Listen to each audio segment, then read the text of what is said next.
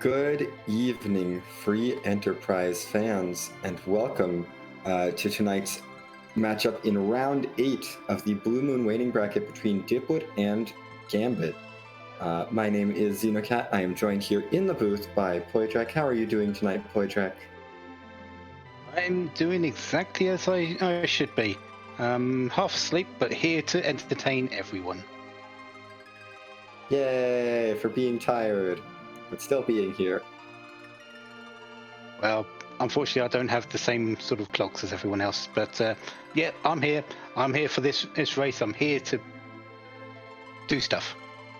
Anyway, we have an interesting naming scheme on Gambit's side, which I believe might be referring to the starting character that Dipwood is showing us. Edward? What could go wrong? Edward's solid. Especially in these sorts of flags where you can get quite a good amount of gear, and he can be backed up by some good characters as well. It's whether or not our runners want to keep him today. I mean, I personally am rooting for keeping Edward, hoping maybe for an early spoon, let Edward shine in this seed, but I do see no bosses that really particularly lend themselves to Edward's utility. Yeah, the traditional football gauntlet and goal bears, two static for our tournament, and this time around, Baigan, Karate, Bomb, Ottoman, King, Queen Eblan, and Bahamut. Nothing really too out of the way in terms of fight, except maybe that Baigan. Yeah, Baigan is rude. Mombom can be pretty rude. Karate without a Cecil can actually be surprisingly obnoxious at certain locations. Yes. Then we have the easy part of the boss list. Yeah, Ultimam and Mombom can be sort of jerks in some of the harder hitting spots. But King Queen Eblan, you don't really worry about that. Free fire twos, and then they sort of decide to fade away themselves, and Bahamut is sort of just a countdown. Yeah, but it does look like our runners are off, ready to get this race started.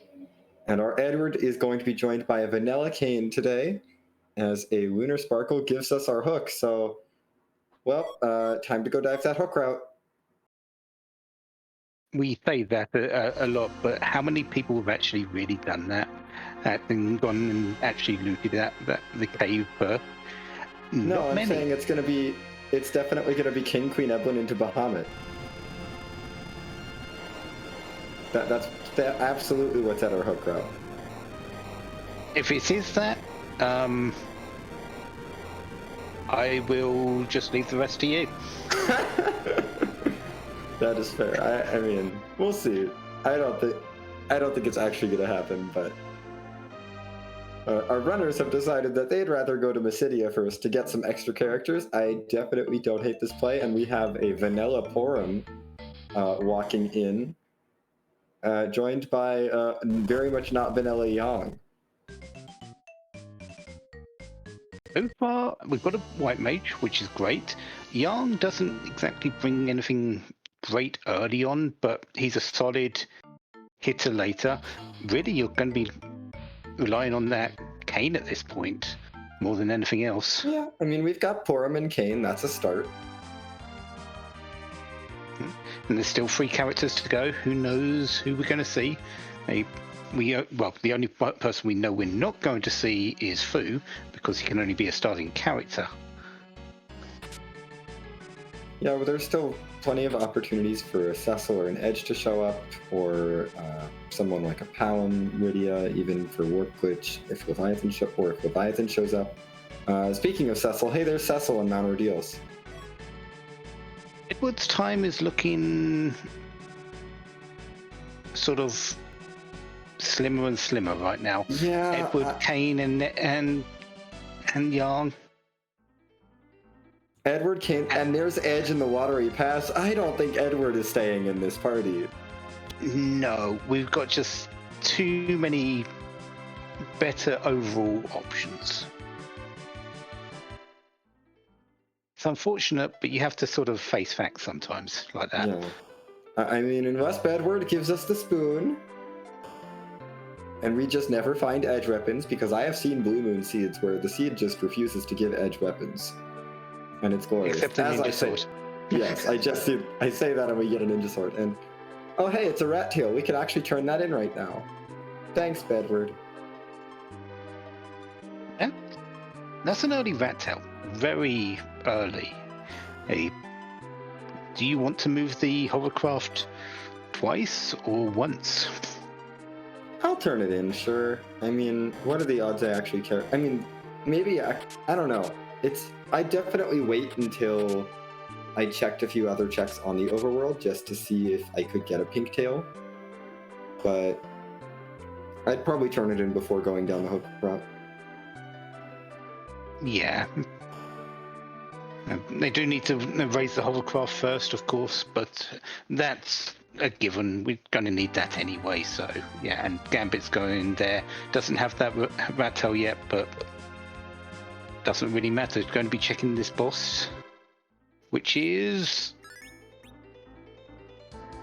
That's one less chance for Edward to be useful. It's the door to the shower. As we all know, you go into the cave of the waterfall and the door attacks you.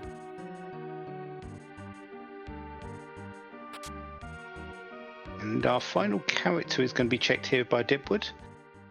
That is another white mage. We've got a solid team here. This is a solid team, but we do not have access to the warp glitch. Very true. There are no warp casters available to our parties, so to our runners. So if we want that key item out of the sealed cave, we're gonna have to find the Luca key and go run the sealed cave. With the old-fashioned way. Yeah. Actually walk through doors. I know. What are the odds of this even happening? There's like 3 characters you can get on this flag set that know warp. Quite good, apparently, because it's happened. Yeah, and I mean, we've somehow dodged all 3 of them. Plus Sid, but I don't think anyone is going to miss Sid too terribly much. I think that has a lot of uses, but with all the available characters, characters that can actually do damage edge later on, yeah, he doesn't bring a whole lot to the table here. Yeah, I think with this team, I would be very tempted to run a Cecil, Kane, Edge, Rosa, and then maybe a Porum or Young Anchor. It'd be interesting to see. You can set this up quite a few ways, and it'll be interesting to see who people have. I think the typical lot would be a Cecil, Kane, Edge, Rosa, and Porum. Two berserkers, 3 two people that can cast berserk, 3 people that can be berserked and do a lot of damage. And Gambit, not getting rid of Edward quite yet, has decided to ditch the Kane on Mount Ordeals. This is spicy. Might be looking to maybe keep hold of that Edward for the runaway spoon attack. Yeah. I mean, if the spoon shows up, Edward becomes just a flat-out better attacker than Kane. Even into the end game. Plus, one of the other things that sort of does come about is Kane, or for how really average he is, he doesn't really get his best stuff until his best attacking options or his best attacking attacks until later on. He doesn't do a whole lot of damage early. So this may be a way of just waiting, getting him some levels later, and then seeing how things go from that. Yeah, additionally, Kane started with an ancient sword, so we really didn't have any weaponry for him, but this is not the fight you want to be fast anchored for, this plague at the front attack of Mount Ordeals. This is going to be a little interesting.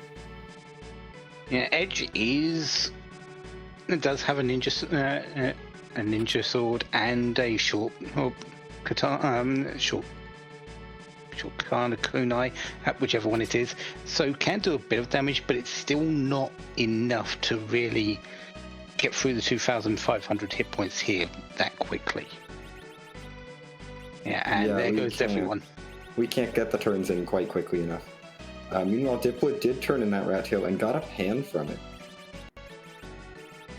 Hand's nice. I definitely can get that done underground very quickly. Dipwood, having done a little bit of looting in other areas that Gambit's not done, has got a power shot which came out of the Troya free treasury. So his cane is going to his edge is going to do a whole lot more work, especially with that mute dagger available as well. Yeah, that Dipwood's edge is definitely better equipped for this fight, although we'll still have some problems if he goes in with a fast anchor.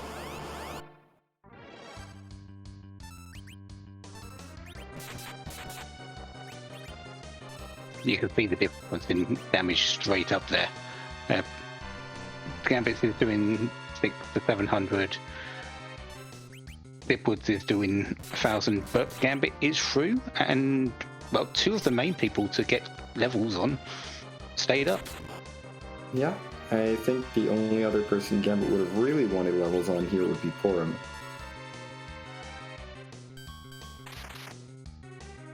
Would have been nice, but I think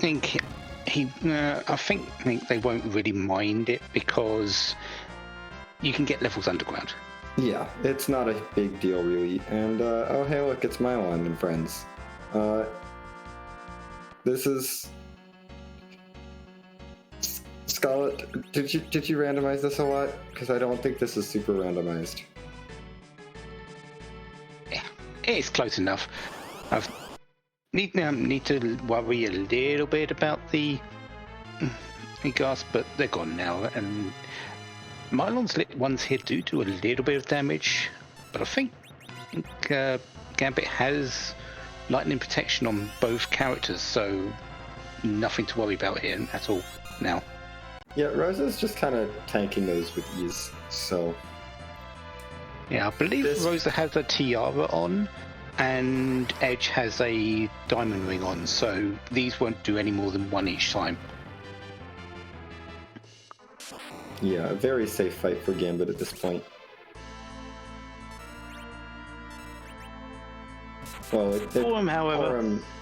Porum is not very safe.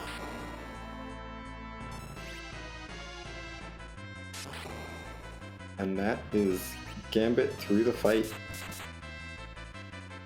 Still staying just a little bit ahead of Dipwood on Mount Ordeals, but Dipwood has picked up the free rat tail and traded that for a pan. This is really a rush to get that Paladin Cecil online. They haven't done anything else except a little bit of looting and a couple of basic boss checks. We want this Paladin happening sooner rather than later. Wouldn't be surprised if a trip to Castle Eblan is in the works very soon after this to see about that holy sword. Yeah, but first we have to get given our twin harp, which I am rooting for our runners to check. I don't know that they'll actually check it. And hey, in order to become a paladin, you must face your darkest inner demons.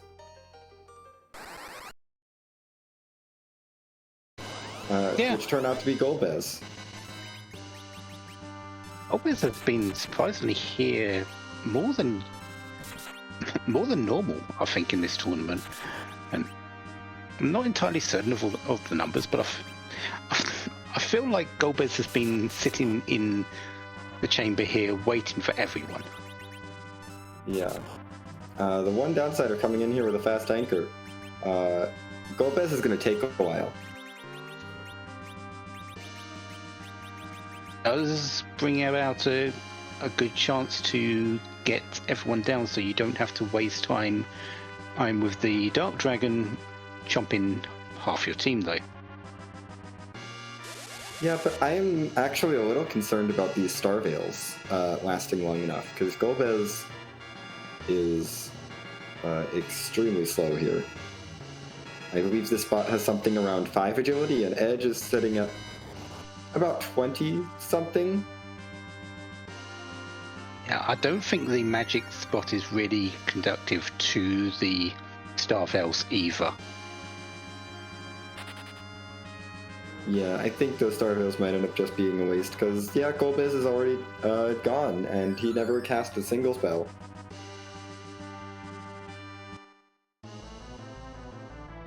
So Gambit is through. I'm sure Dipwood will be through in just a moment.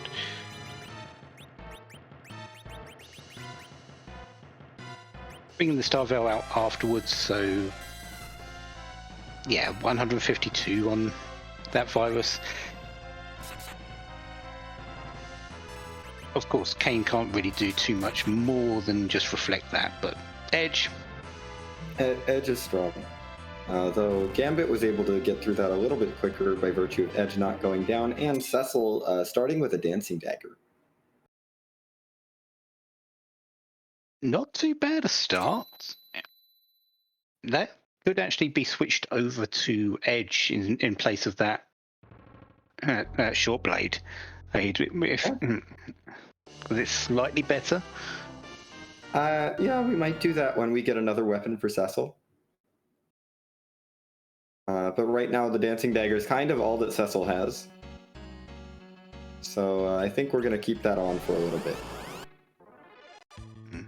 Dipwood is making use of one of those sirens from the starter pack, calling a couple of Liliths and getting a couple of extra levels on that Paladin.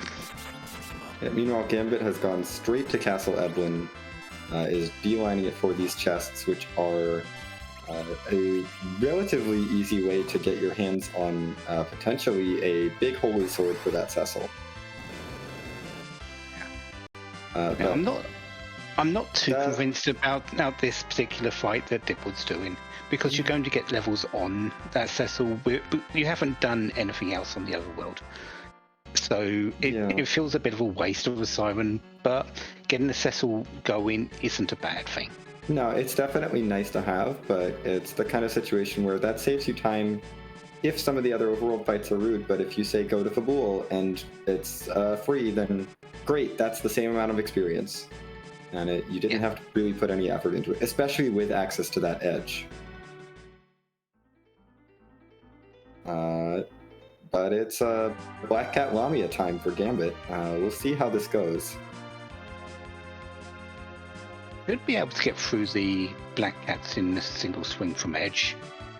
Not in the back row. Yeah, the back row sort of does bring that about, because I don't think he's found a boomerang or a full moon. No, we are not rocking boomerang, full moon, or anything. It's just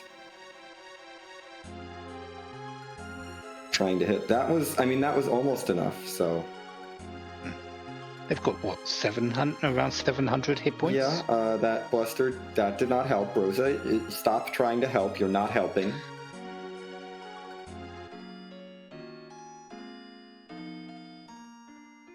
Thank you, Cecil. And Dipwood is making the dive underground. This might just be a quick in and shop check, and we find more sirens and elixirs in the Eblan shop. So Gambit not punished for skipping this shop.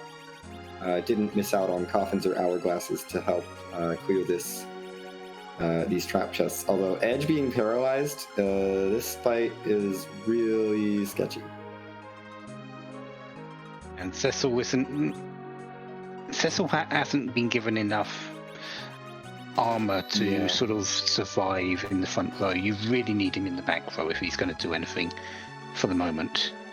Yeah, and unlike Edge, Cecil would actually be able to still do full damage with that Dancing Dagger in the back row as long as he's using it as an item. But this is looking a little bit hairy for Gambit here, as Dipwood is now approaching Eblan Castle.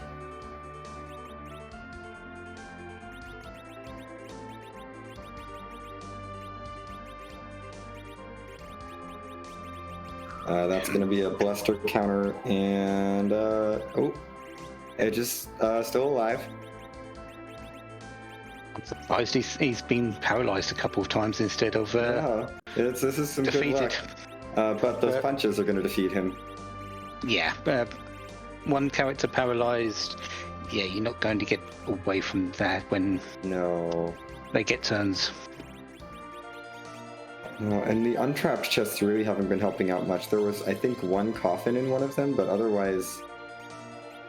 I mean, I guess Gambit's going back for the Stardust Rod, but no one can use that. No one can use any of this. And the elixir, I guess, could be nice, and the poison arrows are an upgrade, technically, but there's a whole lot of nothing in the Eblan Castle.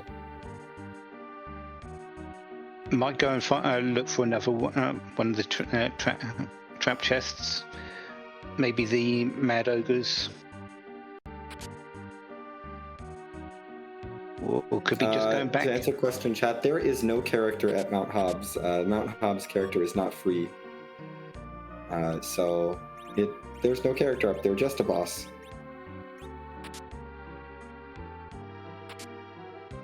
It's going for another one. The Stellman Skulls actually is a little bit easier to deal with.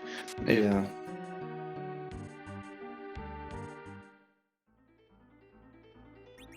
The Staleman Skulls, Edge should be able to wipe out all 4 of the skulls with this flame cast.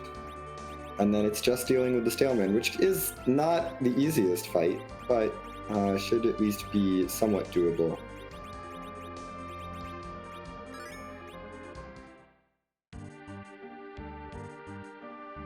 Meanwhile, Dipwood, I don't think has found any of the other trap chests in here.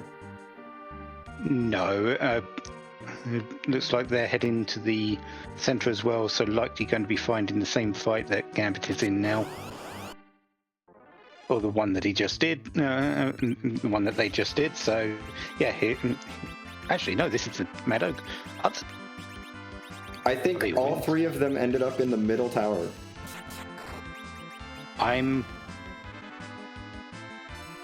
Okay.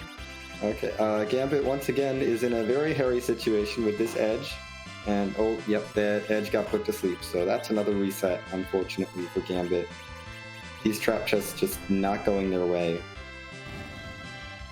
Yeah, Dipwood is going to have an easy time with these Mad Ogres, with Edge having the Mute Dagger and that coffin as well. Mad Ogres weak to Mage. Well, they're gone. Yep, they are already gone.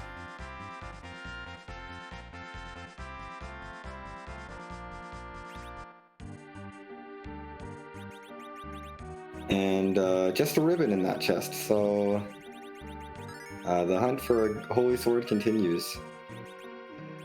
So Gambit's not punished just yet, but I think the big trouble is that he's sort of lacking a lot of stuff.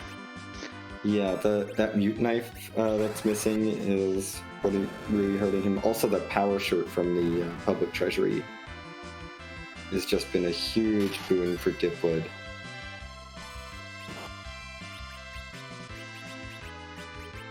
And Gambit's heading back in for another round.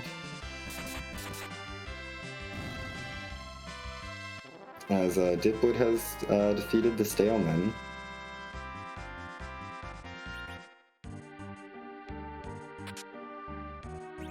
And there's that holy sword. So at least Gambit's going to the right chest first.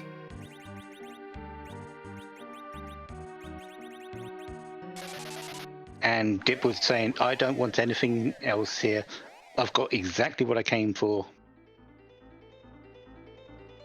I mean, I don't necessarily hate this play. It's definitely like, okay, we can come back later, but I feel like if you're here, I would be very tempted to clear out everything else, especially in Dipwood's situation with the Kane in the party, who I believe doesn't have a weapon. Yeah. But honestly, Edge is pretty stacked with his equipment. That's all Holy Sword now. How do you really need Kane doing damage? Yeah, I guess not really. It'd be nice. Flame Spear is an upgrade, so...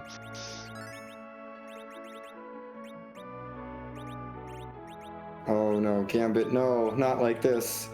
Oh, yeah, we really need Edge to be... Staying awake and not paralyzed and able to do that damage. Asleep, not asleep. Yeah, this trap chest is just bullying Gambit. Anyway, Dipwood's found a leg.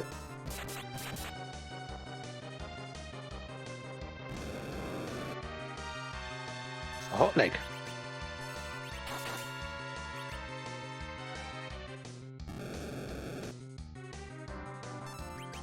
I don't think that leg is going to last too long either. No. Are we actually going to see the leg? Oh, there it is. And there it goes.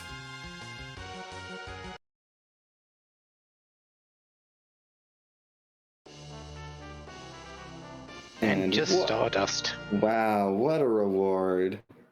So glad we did that. And no character in that particular spot because it's you require a couple bosses to beat. No required bosses.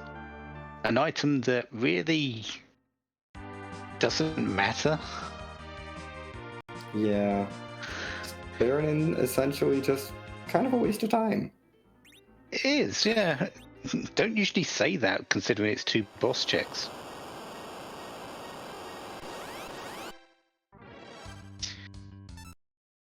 And there's another boss we don't need in the Mist Cave. Very light on bosses this overworld so far. I know we haven't checked all the spots, but there's only 2 more. Only 4 more that we can access at the moment, and one of them is music, and one of them's the Mega Sisters spot. Yeah. We've only found one so far. Which is a sparkle. We don't need any sparkles. So this is not going to be super relevant. Oh, hey, it's Blarg. Well, I guess now we know that our underground access can't be on Mount Hobbs. I'm so glad we know that. Yes, this was crucial information.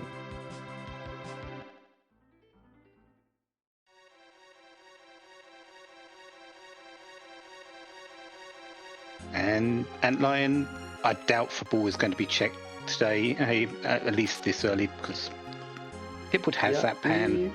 We have the pan. We don't really have a party that would benefit from an early moon grind or giant grind. I think it's very reasonable to skip football in this circumstance and just go straight down the hook route. Set of imps.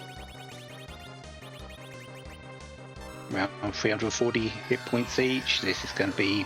Well, there's a use for that Stardust. Guess it did speed that fight along. Yeah.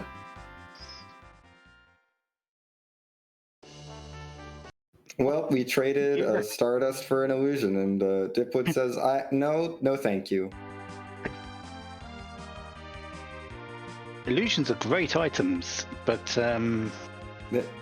we have white mages for that. Yeah. So, overall, this overworld has been... Yeah. I mean, there was a twin harp and a pan. And a gold res. And yeah. I mean, we also don't know what's at twin harp yet, and we don't know what's at Fagul. And if you really wanted to get cheeky, we don't know what's at Zot 1. But they're all those spaces are, yeah, we'll check them all later because underground is a much better place to be right now. Yeah. Despite our want of the twin harp. Yeah. And music. Yeah, no, a lot of runners don't like it because it takes too long, but I say check it anyway.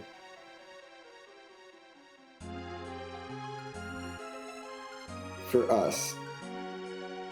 Yes.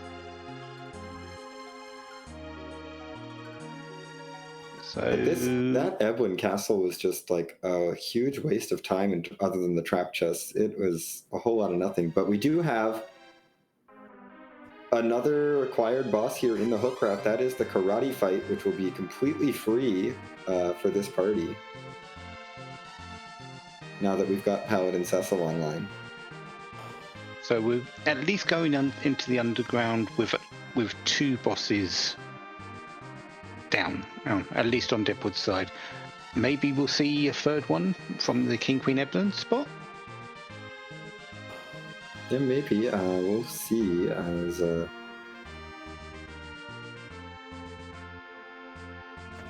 Gambit is doing some shopping. Gambit, why are we holding on to a Stardust Rod? Who are you going to give that to? They're going to keep it for themselves. I guess so. Sometimes you just want to be a mage. I don't know. It's... Gambit is now going to get through this Baron in. Should get through it without issue, but it will be a little bit slower just due to the lack of the Crystal Sword. And that's just a Dark Elf at slot 1, so not hard, but also not required. Yeah, not hard as in Cecil is just going to go chomp chomp. Crystal Sword. Dark Elves don't like those. No, they really don't like Crystal Swords. Or is that an Excal? I honestly was not paying attention. I know it was a holy sword. I think it might have been I know it was a holy sword. I think that looks like an Excal. Oh no, it's chat saying it's a crystal sword, so I'm gonna trust them. Yeah. All I know is it's a big holy sword that does a lot of damage, and that's all that matters. Yeah. Cecil says, "This is mine. Deal with it."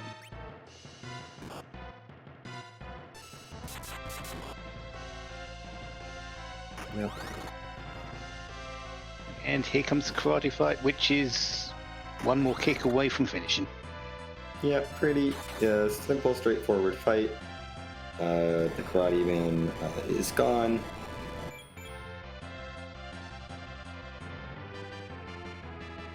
And Dipwood will be able to launch the hovercraft very shortly, as Gambit has now cleared out Baron Inn. Not going to get anything except that Stardust Rod. Except that Stardust. But I think they are going to be okay with the few levels that got given to Cecil from the Cecil fight. Yeah.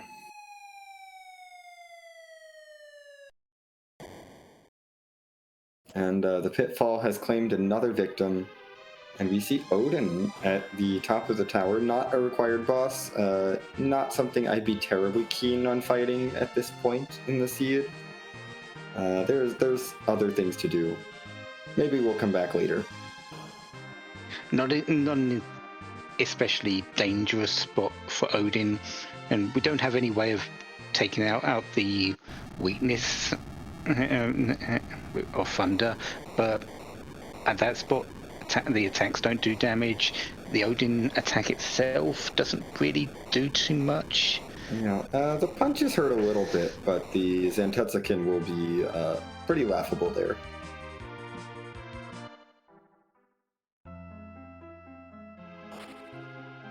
Gambit has their rat tail, so off to the Mythal Cave, or Silver Cave, or however it is here. I don't know. I'd call it the Adamant Grotto. Might be that as well, yes. Meanwhile, Dipwood has walked through the Sylph Cave, is bonking Young with the pan.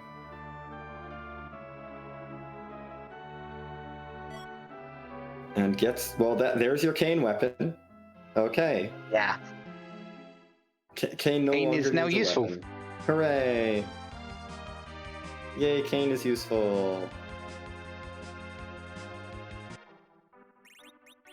And Dipwood's saying it's time to grind. I'm not sure I would be keen on grinding at this point with this party.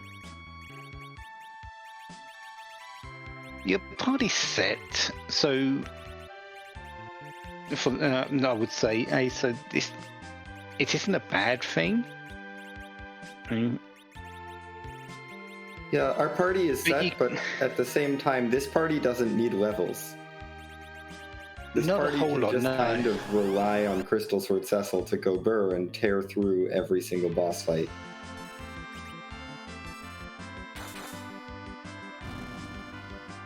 It'll be a good question how far Dipwood goes, though. Yeah. I guess getting up to Cure 3 might be nice, just for Rosa, but... Or maybe Cure 4, I probably wouldn't bother taking this any further. Yeah, the amount of sirens in the inventory sort of says I'm going to grind up to levels I need to win this. And that's likely around about level 40. Yeah. On the one hand, this is pretty quick. I mean, Cecil is one-shotting these eggs, but on the other hand, these eggs are only worth 34,000 experience for now, and if we manage to get to 10 key items, they could be worth double that, which honestly is still a possibility with how few bosses we've seen. Yeah, and how many key item locations are available to us? We've got the two from the Pan and Turn-In. We've got the fight in Football itself. We've got Dwarf Castle. Yeah, we've got the top of tower. March freebie and the 2 checks down there. Plus, there is still the Twin Harp. There's a lot of options right now.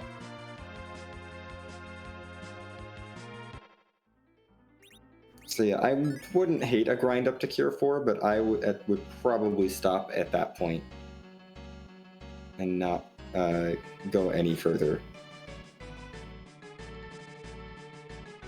Meanwhile, Gambit's going to find a sparkle and say nope.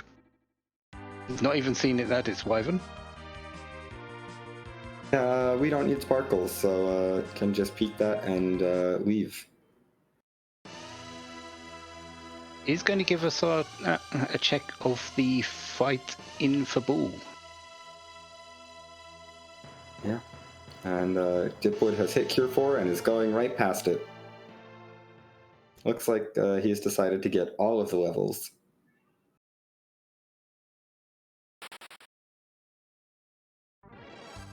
So our fighting, well... Oh, that is value in Fabul.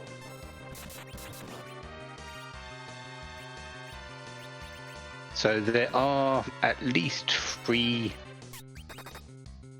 required fights on the way down to the underworld. Yeah.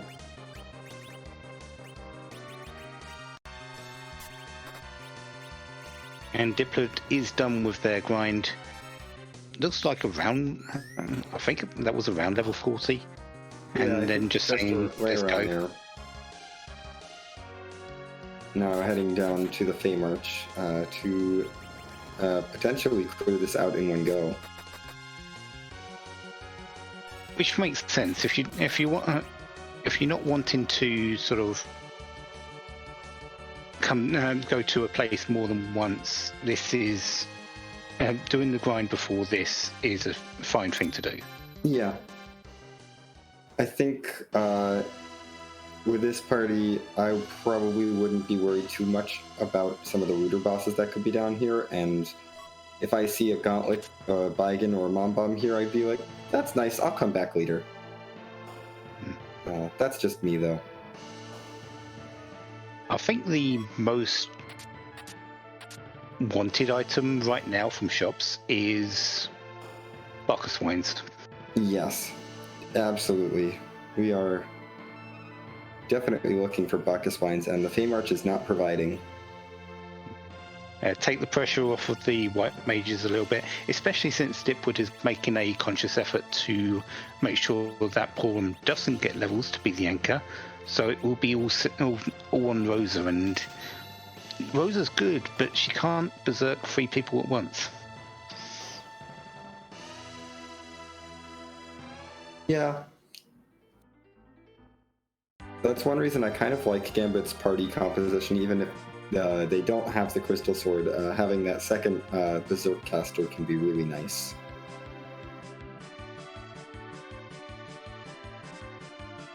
And we don't care about anything in the Fey March. It's levels and key item checks, but... Yeah, I'm not sure I want to fight these D-Lunars, even with Crystal Sword Cecil. Yeah, this is what... Each one's going to be 17,500 hit points, and actually hitting really hard. It's 2 hits on each of them, and they're going to do some virusing too. And the viruses, yeah, they don't do a whole lot.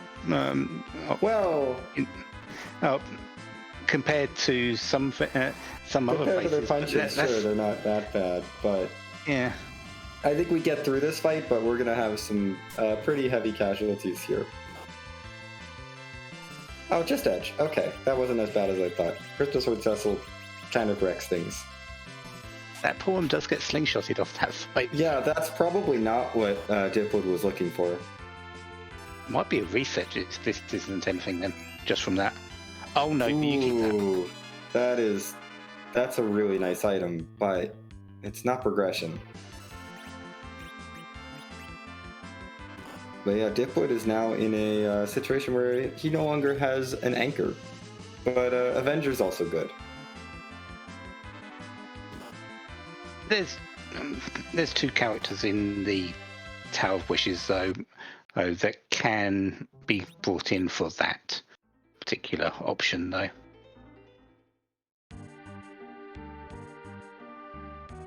And those coffins are coming in useful. Yep. It does look like Gambit is going back for the trap chests and Eblan, not wanting to leave those completely behind. And has chosen the one that we know holds the Crystal Sword as the first chest of choice, so...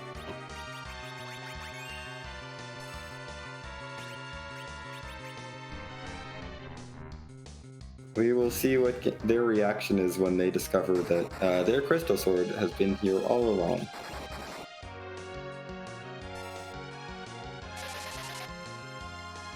As long as he can stay sort of awake, which is really hard to do against Stelmen,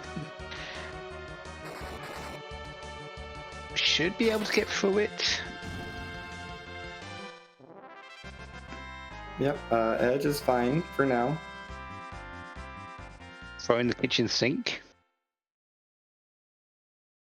And that looks like gets through it. And Dipwood gets the Luca key. We should That's probably a big keep that. item. Yeah, considering as you brought about, no black mage. Yep. We're going to have Gambit to go down now has the old-fashioned way. Sword. Hooray!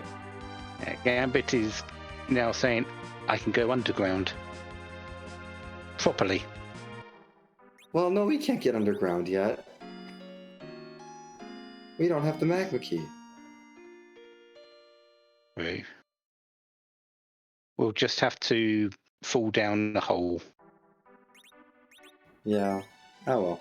Dipwood is going to go chase that Luca key immediately. Honestly, this is absolutely the play I think I would make.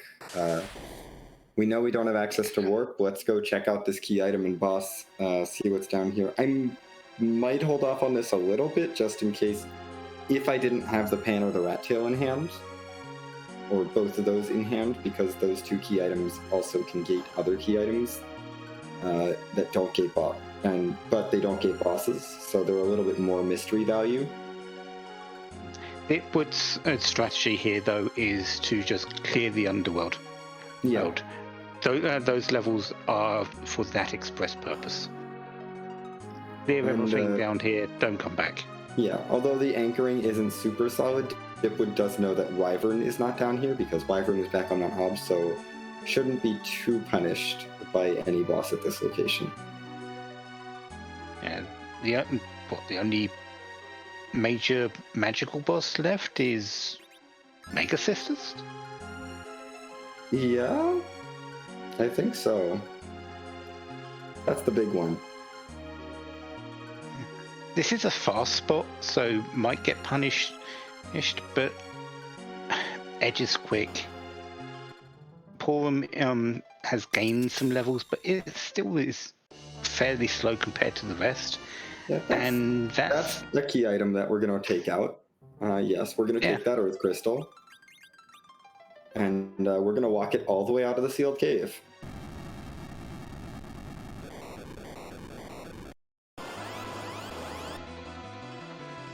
And, I guess we shouldn't have bothered worrying about what was in the sealed cave. We should worry. Oh no. Anna's here. Anna's here. But, as we all know, Anna is the most overpowered character in Final Fantasy IV.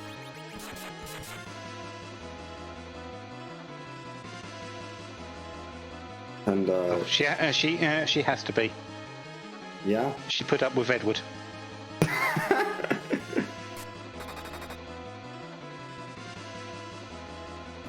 But that's that fight. Not terribly difficult.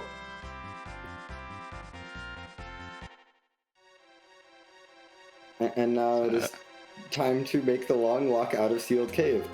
So let's see how good dipwood is at navigating out backwards through the entire Sealed Cave, because we cannot warp.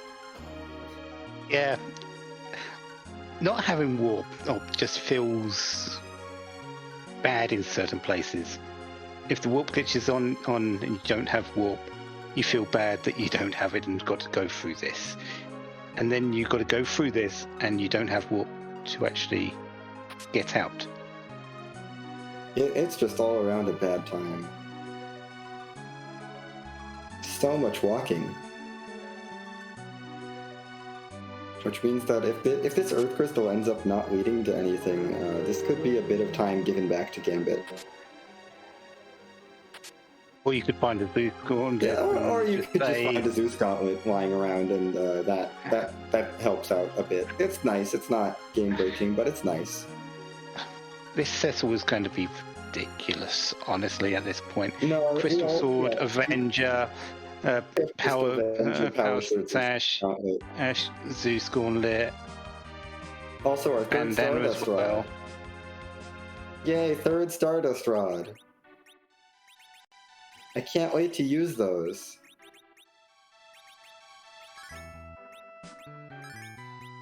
I'm sure we'll find a way somewhere. It's coming. Thinking about it, it's coming up to Guy Fawkes here. We could use some as sparklers. That's a good point.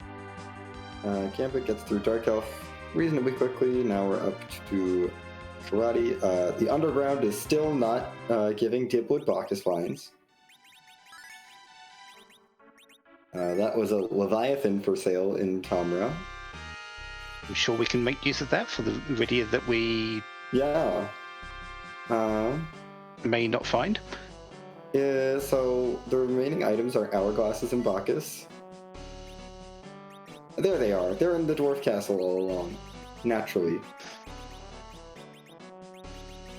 Don't really need as many as we once did, though, because of that Avenger. So, yeah, stack of 10 probably get you through the rest of this seed. Yeah, probably. We'll see what's in Dwarf Castle. No sprite hopping means that's an ant line. Yep. In a fairly punchy spot, but again, levels, you're not worried about this. Yeah, this will be fine at this point. But it does this. The routing that dipwood has done is very much saying, Underworld, I'm done with it. don't need any more. We'll have to see if Gambit chooses a similar route or goes and does that pan hand in very quickly. Yeah, it'll be interesting to see what Gambit does as they enter the underground. Is 16 minutes behind, unfortunately, on this underground with not really anything extra checked. There is the football fight, which was required, but Yes. dipwood is going to get to that in just a moment, so it's not really that big of a difference. And oh my goodness, we found Demist! Yay! Spooky hand. Actually, that is a good reason to be excited about Demist here. We get Ghost Hand. We're halfway through October. We are in the spooky month. It's appropriate. Yes, absolutely. This is very appropriate for our race. Spooky hand crawling towards the crystal. Spooky hand is going to fade away now. Goodbye, Spooky Hand. We'll miss you.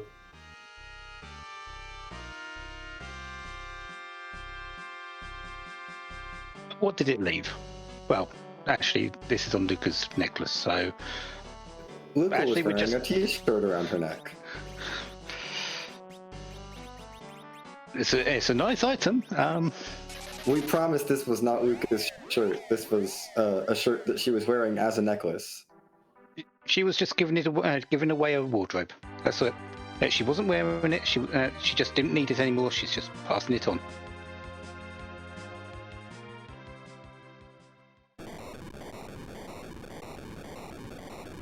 Gambit is also doing quite a bit of a grind. Well, not quite, not the same amount, but enough to just get through, get a couple of extra levels.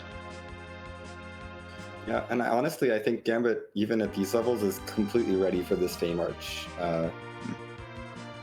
With the anchoring situation and the Crystal Sword, it's not like Gambit isn't going to be hitting those quad 9s on the D-Lunars that dipwood was getting. And really the damage isn't going to end up mattering for any of the other fights here.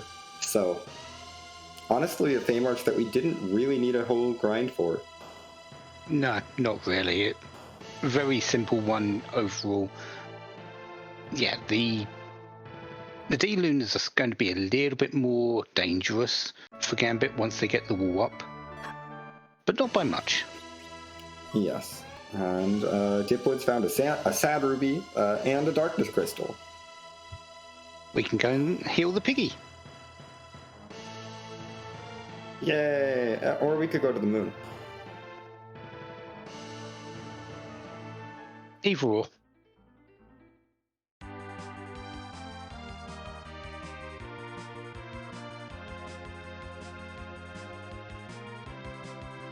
It would do the fight.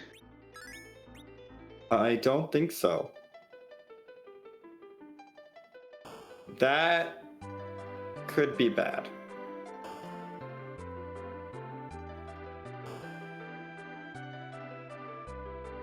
That's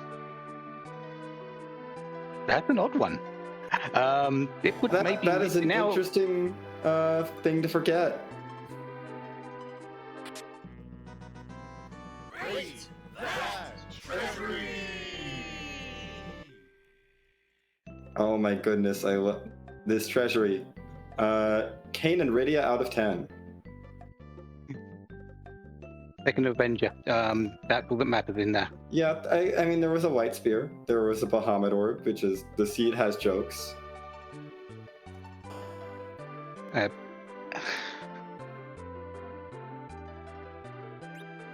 My mind is going back to that that forgetting of the bullfight. That could come back to bite. That could, I mean, depending on how long it takes dipwood to remember, that could be Gambit's way back in. Especially if Gambit, well, I don't see Gambit skipping the sealed cave at this point, having taken the soldier fight. But I was going to say if this leads to a long rabbit hole that Gambit doesn't check with nothing at the end of it, Gambit can be right back in. Because that darkness crystal is not hidden. No. The Octomammoth was the fight at Fabul. Gambit has done that particular fight. I had a bit of trouble getting underground, so they went and did that to get a few levels. And yeah, Octomam just being there. Yeah. It is not all 8 required. We only need 7 of 8, so there's a chance that Dipwood just finds the other 7, but it starts to get a little scarier, especially if Dipwood has to start going to places like the package or the CPU spot in the giant to look for that last boss.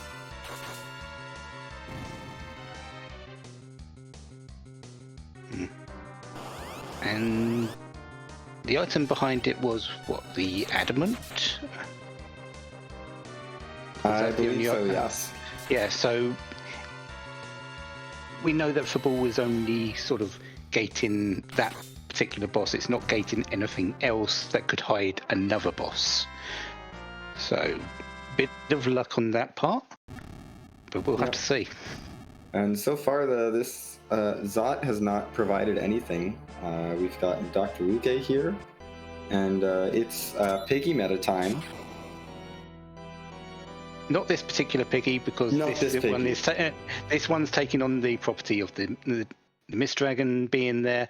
It's the one when we enter the next room. Although we've seen pretty much all of the special bosses.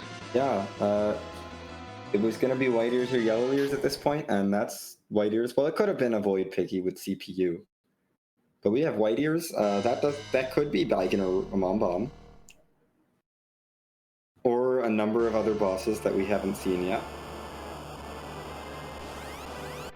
The answer, though, is Pale Dim. Ah, yes. This is a boss that could have been here. And a boss you really didn't want to be here. But no, this is going to be a little bit annoying and slow and not pleasant.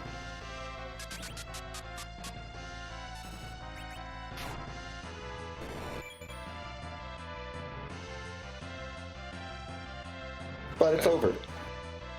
Yeah, and we will see what is the key item once we get back to Baron. Will there have been any value behind this whole chain from the Fey March? Or should we have just done the Twin Harp the whole time? Well, the answer to that one is obvious. We should have went to the moon. Yes, that's the real answer. We should have just gone to the moon. And, oh, hey, look, you beat the Tower of Zot. Have another White Spear. You only got one in the treasury. Maybe That's have another true. one. We need a second one for darting.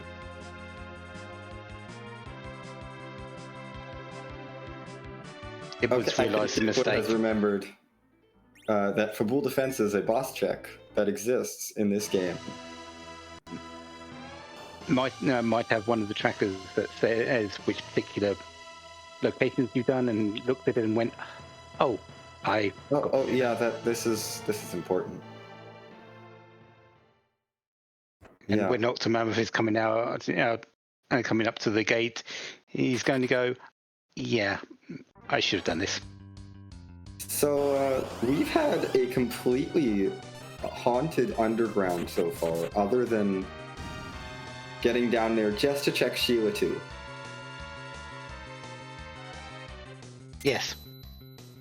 Every other check in this underground so far, with the exception of the top of tower, because we do not know what the key item there is completely haunted.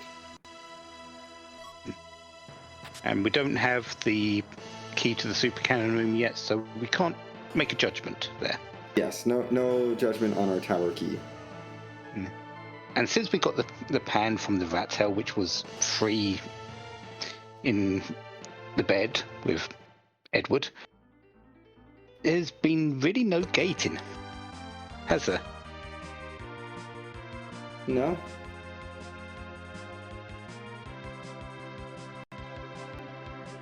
Looks like Dipwood, though, has decided it's time to go to the moon. I mean, this is a very reasonable play.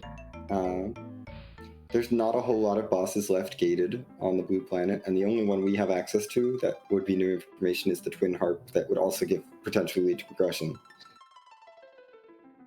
Yeah, but there's one boss from 5 required. The moon between the moon and the giant, that's 7 bosses. Yeah, there were 8. 8 bosses, yeah. 8 bosses between the moon and the giant, and we need to find 4 of them. 4 of our required bosses. So numbers-wise, this is a pretty good play. I might be a little hesitant to go up here quite this early without a pass, though. Yeah, a lot of people have been using the giant as the stopping point if they don't have the pass. So this might happen again here.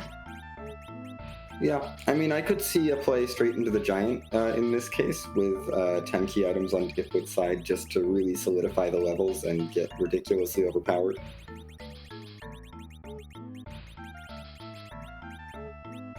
So much money, and you really don't need any of it.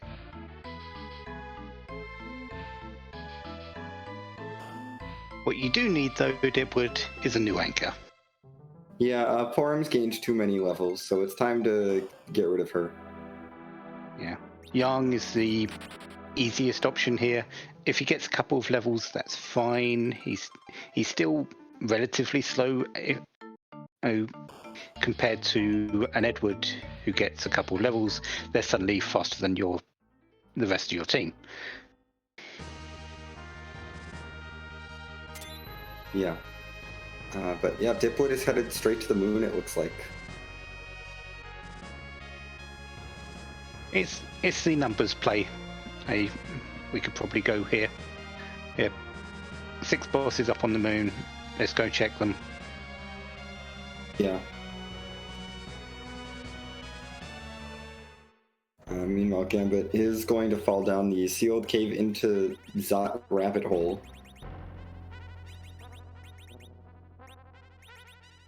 Which is just so rude. It is, yeah. Sealed cave without warp to get the earth crystal to go do Zot for nothing. Such a waste of time.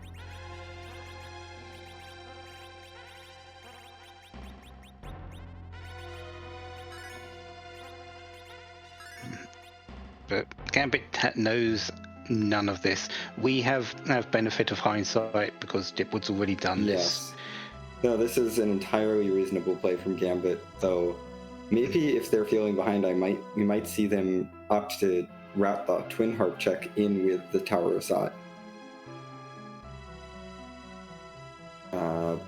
Cave Bahamut is not a required boss, but is relatively free, so Dipwood is opting to check the boss. Couple of coffins. Dipwood has around about 4 of them. Yeah. Couple of easy fights. Couple of easy life glitches. Let's see. Let's hope he remembers Yang needs to go down. Okay.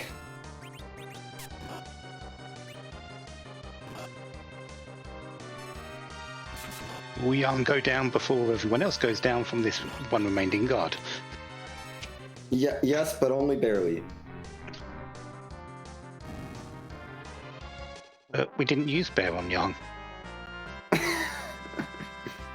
Oh, goodness. And our value in Cave Bahamut tonight is neat. That's a neat ring. It's it's armor. Some things that we haven't really found too much of. We found plenty of weapons and things, but armor, a little bit lackluster today. Yeah, I guess we'll take it.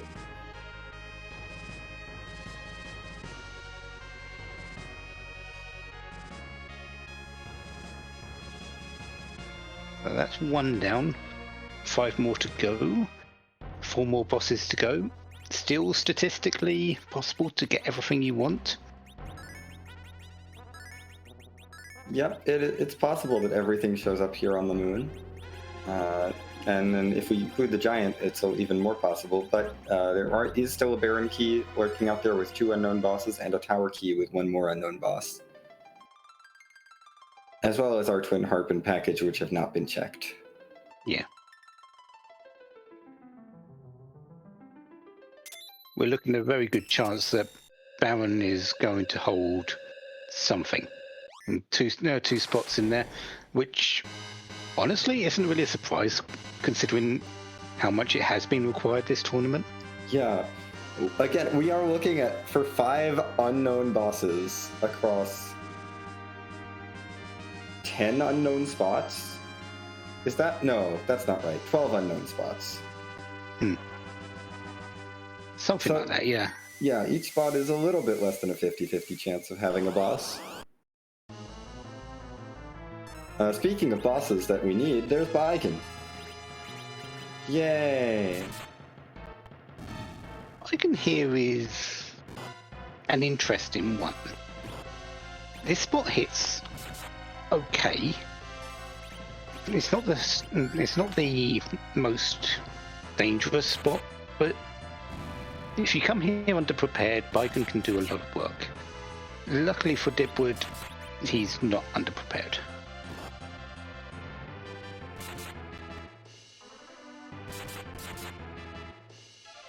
Yeah, this Baiken is realistically not going to be too much of a threat for Dipwood's party at this point.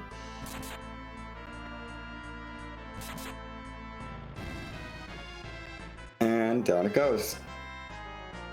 So 4 bosses down, 3 more to go. And we can forge. Yay, let's go forge. It's going to be an Able Lance. No, it won't be because that goes to a character that's actually in the party. Oh, right, sorry. It's going to be the new camera. Yeah, Fiery Hammer sounds good.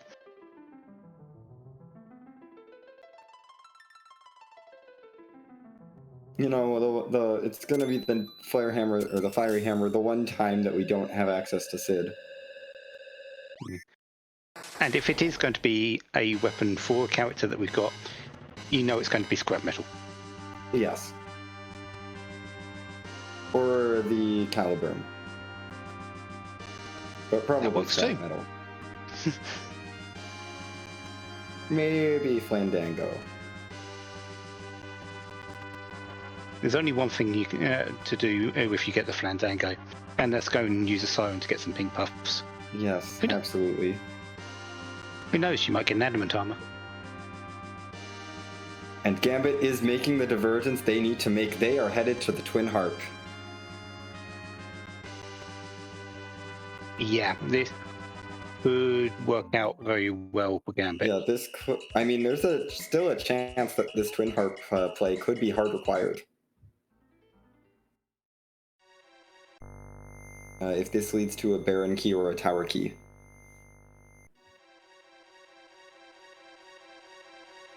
Most importantly, it leads to music, which you're pretty happy about.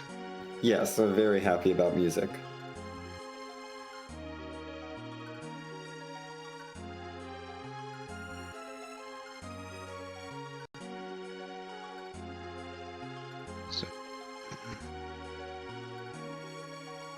So yeah, this has become an interesting bit of a race again. Yeah, with potential value down here in Cape Magnus as Dipwood is gearing up for this next fight in the lunar subterrane. Gambit is not quite fully metallicized, but no, if you equip the silver staff would be, but not quite.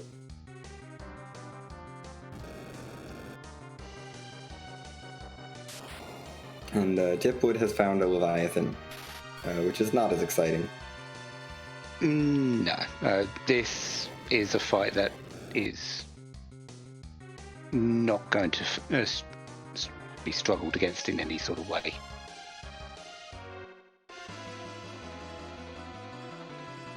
But I believe it is time for us to be quiet here in the booth, as our Spoony Bard is about to play some of his rockin' tunes.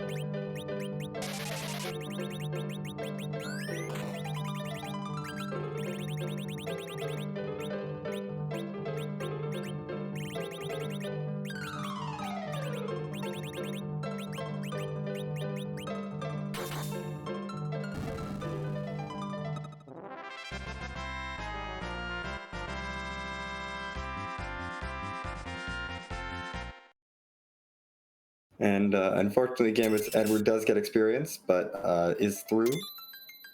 We'll see if there's value here in this music. Oh, oof. That's a mute knife. Yeah, but here you've just faced some mages. Here, have something that can defeat them. Yeah. Though the moon has not been too kind to Dipwood either. It's been giving him a lot of nothing, other than that Baigan.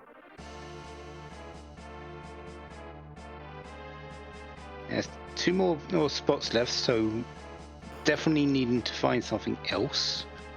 So the Baron key or the Tower key has to be in one of these two spots, I believe. Yeah. Oh wait, no, it could be at top of tower. Yes, could be. That would be great. Vanilla Tower key into Baron key, hard required. Yes, please.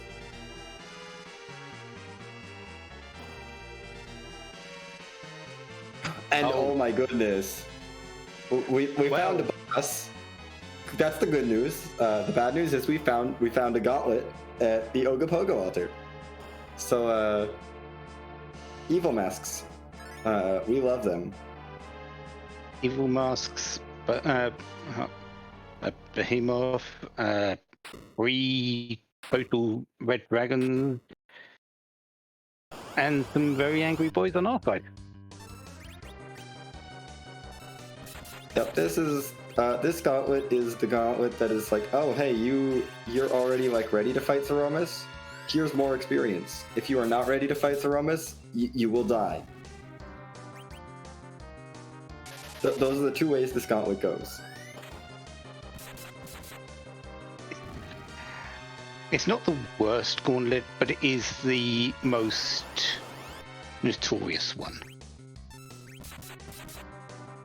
Yes. I mean, it's, in terms of raw difficulty, it's probably the scariest in terms of what you need to get through it, but if you're prepared for it, it's not too bad.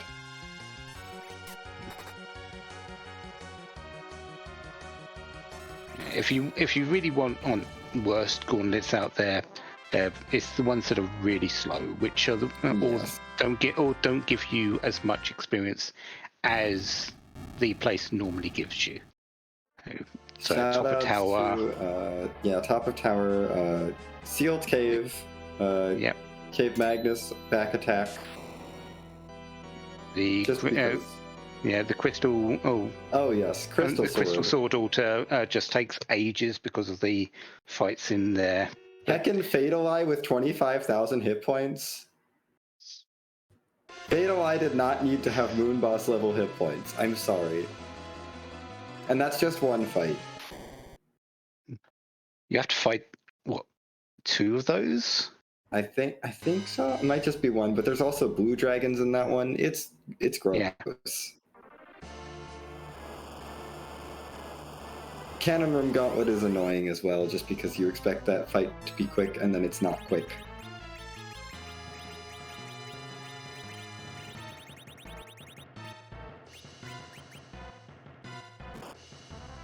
But yeah, this one, Cecil is just tearing through. He's not going. He's not Crystal Avenger in, because you can't really do that between each particular fight.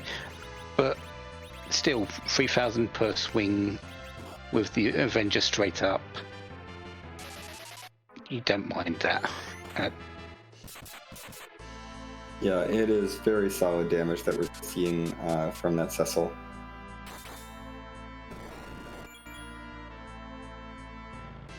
Gambit is making their way through the rabbit hole, though. Just about to get to the end of it. Finished it, at least. Is through Paledom now. We'll know that this is the end of that rabbit hole. We'll see where they go next. Whether they head up to the moon and follow Dipwood, or they could head to the giant or top of tower. Package is also an option, yes.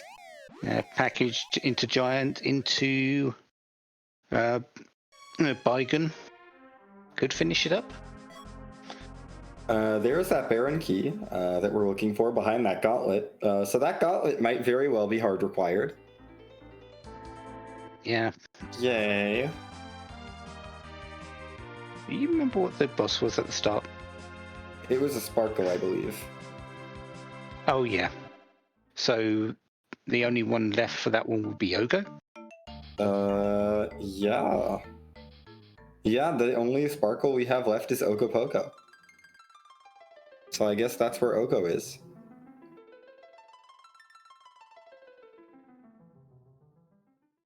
I guess that makes sense. You go to the Ogo altar to get the key to go fight Ogo. Yeah. All things lead to the Opogo altar. That's why I always say, when in doubt, Ogopogo altar. Yeah. Because there's usually something there that you need. Usually. Gambit, it looks like, is going to at least raise the whale. So this is a giant or moon play.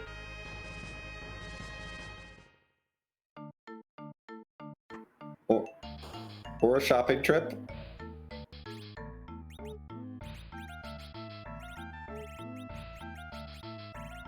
Not sure what could be wanted here. There is a boss at the King Queen, or at the Crystal Sword altar. That's King and Queen Eblan. That's boss number 6.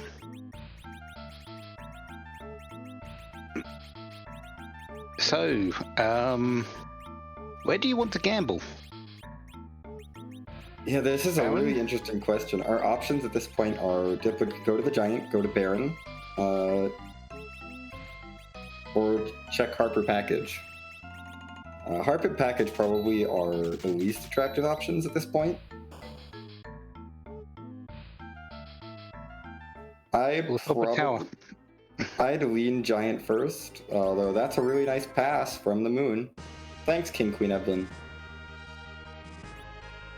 That could lead you back to Baron rather than the Giant, but the Giant is easily on the way down anyway, yeah. So... Though Dipwood, it looks like, is going to skip on the Giant for now. I mean, Giant and Baron are both 2 bosses. It's same odds. I think the Giant is a little bit faster to check the first boss. And if the first boss but the bosses in Baron are a little bit easier. So yes, that's the trade-off. We stay a little bit when they technically the bosses are what 40 levels apart. Yeah. It's a bit of a gap in level. So yeah, dipwood is headed to Baron. I mean, if Giant 1 is mean and not required, this is a...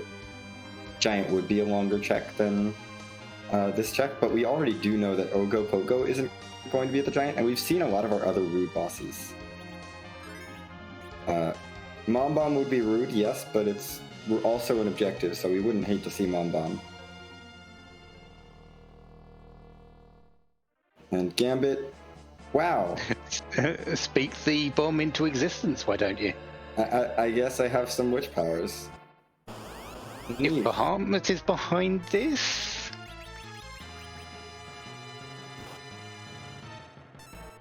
So this is rude, but Gambit at least gets an objective out of this, and the odds of something of value in Eblan Castle have decreased a bit. I think the best thing about Mom Bomb being here, though, is you're very unlikely to see the full explosion and the bombs turn up. Yeah, this Mom Bomb doesn't really get to take advantage of the benefit of getting the extra hit points because it already is, the spot already gets capped at the maximum allowable HP, so it's honestly not the worst place to find Mom Bomb.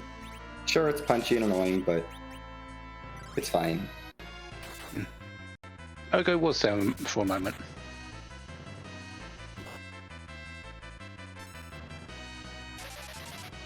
And that's evidence. Yeah, that's not value on this main throne.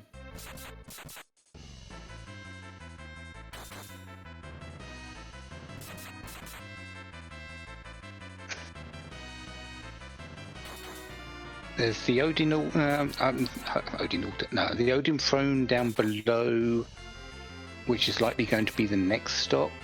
Yeah, we could get a tower key, and that's about it in terms of new information, and other than what's behind this Mom Bomb.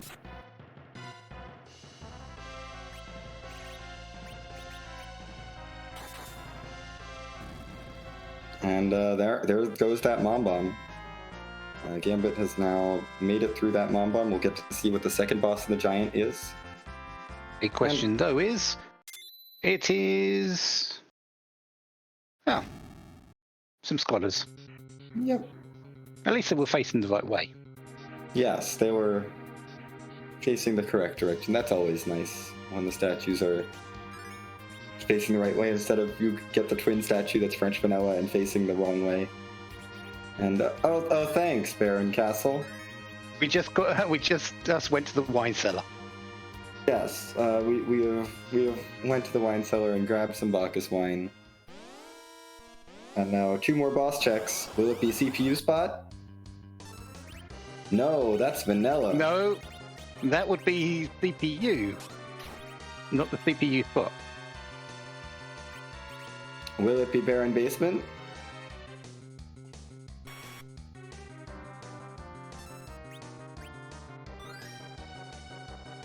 The answer to that question is...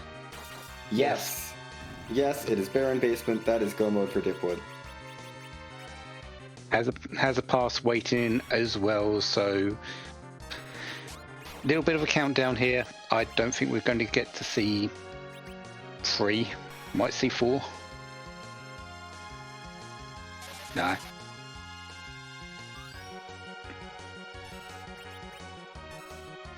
Yeah, no. Bahamut is not strong enough.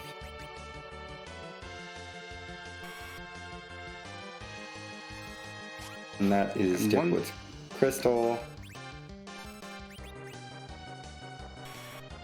And we can get underground now!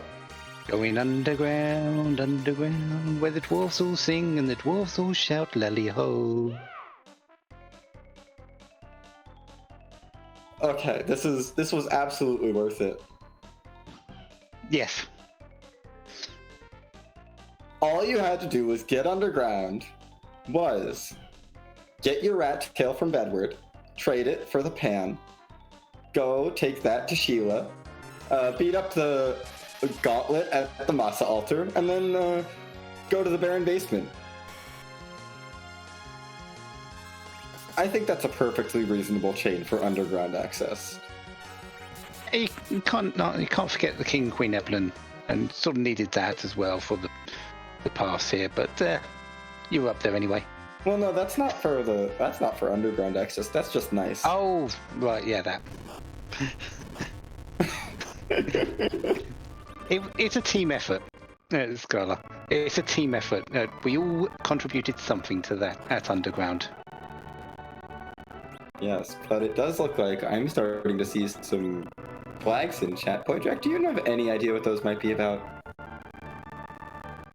Well, we've all said that we're a bit sleepy today.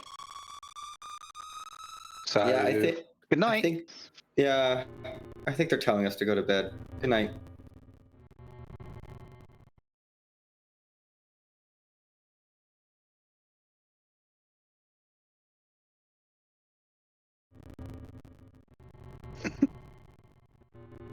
But in all seriousness, we are about to fight our final boss, Zemus. We don't like to randomize in the boss pool like all the other bosses where we move them around and shuffle their stats, because Zemus' boss script is rude, and fighting other bosses with Zemus' stats is also rude.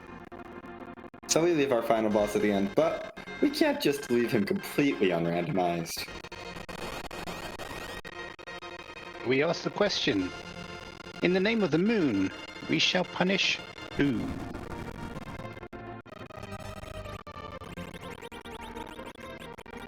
Also, does this butt have a musical instrument?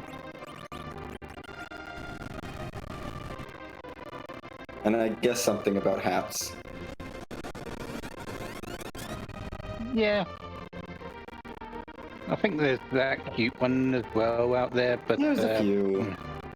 Yeah, I think we've lost count of how many things we are for this particular fight nowadays. There is no musical instrument. There is no hat. Not cute. Refund, please. Wait, refund machines broke? Yeah, it's fine.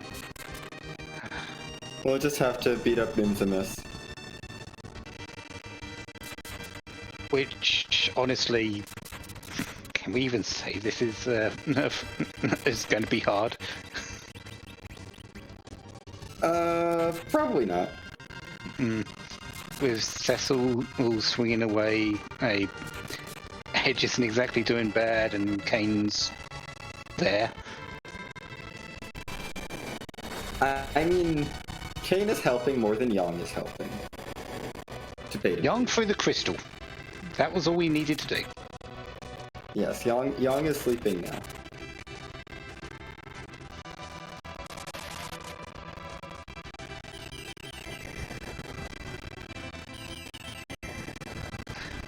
It was just not caring, and no heal, just damage. No, this is a party that's doing enough damage to entirely skip the second Big Bang, so there's no need to worry about silly things like healing.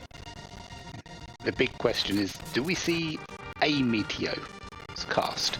I honestly don't even know with this damage output. We might see one shake and maybe a Meteor if the damage doesn't line up. But this is a lot of damage coming out very quickly. It is. And that's the fight. Okay, never mind. Yeah, no meteors. GG's no meteor, no shakes. Yeah, Dipwood wins.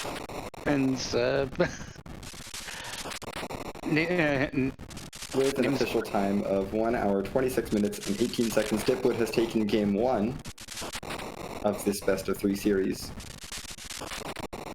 And yeah, we are not going to be joined by Dipwood tonight. He has declined an interview, as is his right to do. But we will be sticking around here to root on Gambit as they finish up this seed.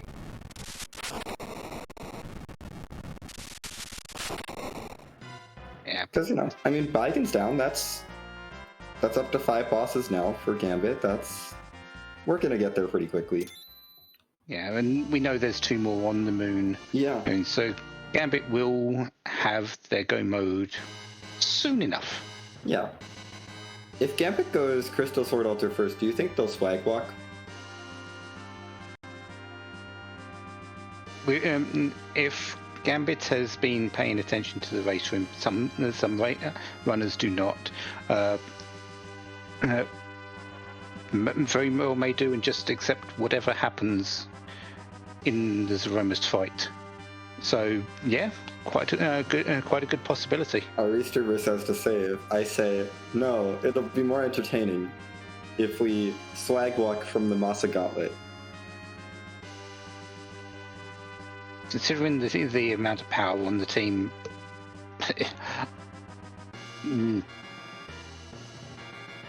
maybe, but honestly, I don't think there's a whole lot of danger either way. Yeah, I mean, especially with the levels that Alt Gauntlet gives, because that Alt Gauntlet is going to just dump 500,000 experience into Gambit's party. Which is already leveled enough to fight that gauntlet. But we are going to go to the bottom of the moon first and have to come back for that Crystal Sword Altar. So I'm not going to see a swag walk, although I think the true tragedy is Gambit's not going to get underground. Well, oh well. It's okay. We had one runner get underground access. That's enough.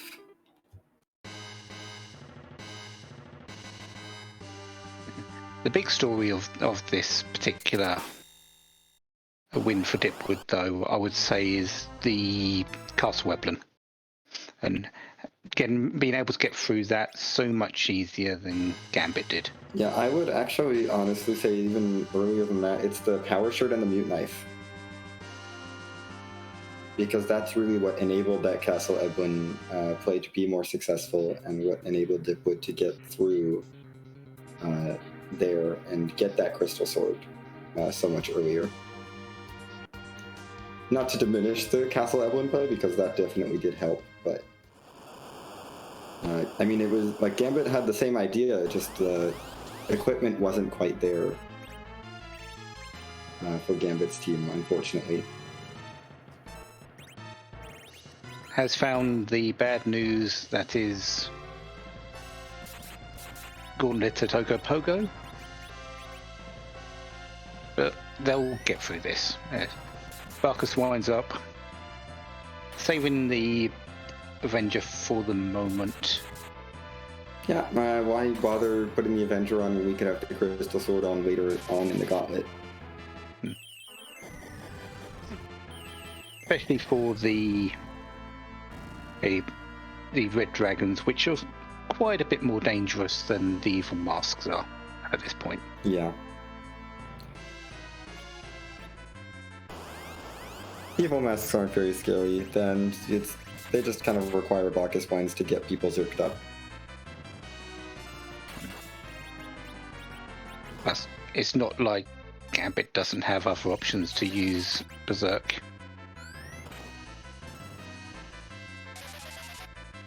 Yeah. And keep everyone topped up at the same time, so... Hey, did you know that the tower key was vanilla? And if you chased it, you got a spoon. Could have used Edward. We could have used Edward. You just had to go fight Odin immediately after getting underground. And you wouldn't have gotten any of your boss objectives. But we could have had Edward.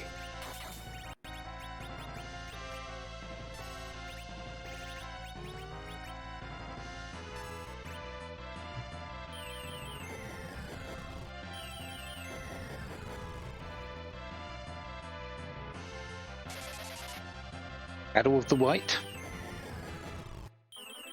Evil Mask versus Rosa. Rosa wins that one. Porum is also going to help Rosa, because Rosa needed help, apparently. Rosa still wins. Mm-hmm. Edge is just going to stand there and say, well, why are you targeting me?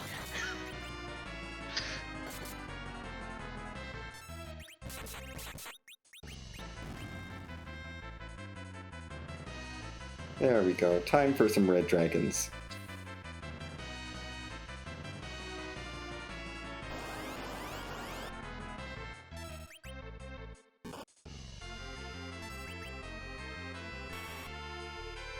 Edge is having a bad day. Yeah.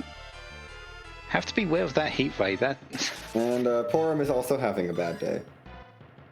That's fine. Who needs Edge or Porum?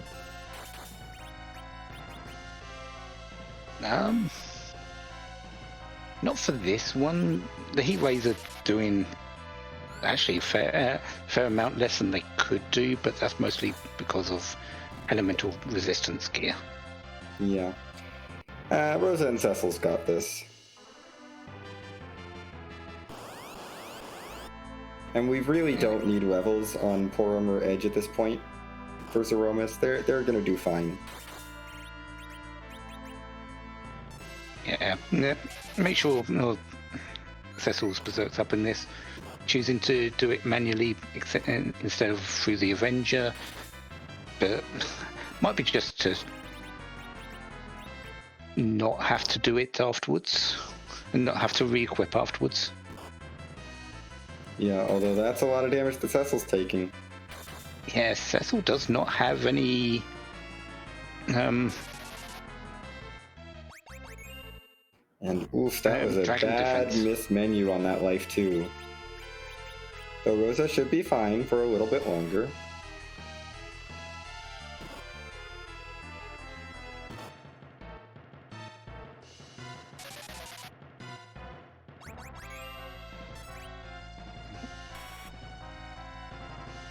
down to one red dragon, so the heat rays come out again.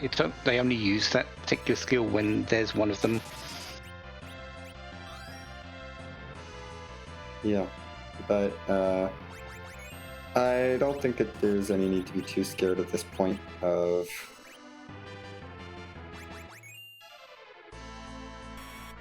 this red dragon. It just feels very under control. Getting Edge and Porum up may not happen, but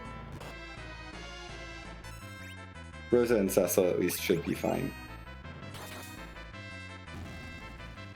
Yeah, Porum gets a little bit of experience. Just 200,000. Extra 200k. It's just a little. Just a little 200k experience. It's not a big deal. And there's the Baron Key. Baron Key that gives them access to every boss at this point that we know that they need. They are still missing a tower key technically, but we don't need to check the tower key. They'll be going to see that King Queen Eblan at the Crystal Sword Altar, get the pass, and most likely exit out and use that.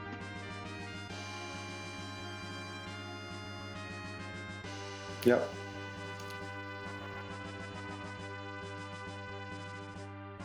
I expect this to be wrapping up pretty shortly for Gambit.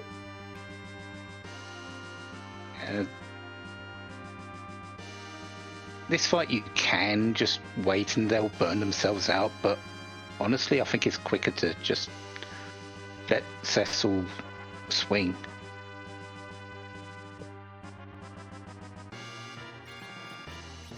Yeah, I think it might.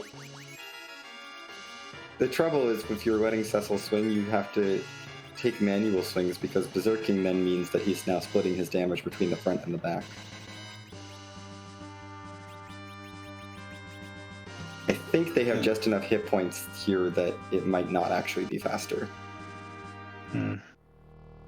This spot doesn't really have a whole lot of hit points though. It's got a lot of attack power, but that's all that it has really. Yeah, it's enough hit points to be annoying. But think it's by a the way little- that Gambit's setting up, they're just saying, Yeah, well, with That an is- RA1 setup, it really doesn't take very long to sit through the 3 Fire 2s because the King Eblan is going to be constantly trying to take turns. Hmm. So the fight's already over, and I think the time that we would have spent trying just doing the animations for Cecil's attacks, because Cecil would have had to hit 4 or 5 times on the King. Well, 4 or 5 times unberserked. Berserked, it would have probably been about 3. But even then, you have to land 3 hit swings on the King. Swings on the Queen wouldn't count for that. well, the fun thing is, if you do take out the Queen before the King takes the third, when the King takes the third Fire 2, the King doesn't actually use the becomes conscious thing. He just disappears, so you don't get the speech and everything like that. Yeah. No, there's So, there's possibilities that it could make the fight faster, but that would require landing 3 swings on either of them. yeah, it's In a fight where you're likely only going to get 4 or 5 swings, probably 4, maybe 4 swings before they start the script anyway. yeah. Overall, you are right. It's likely not going to be faster, but in some circumstances it could be. That's all. Yeah.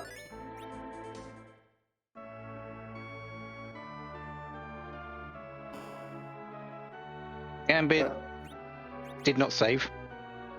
I mean, this will be fine. Scala is looking at that and with bleary eyes, going, "They."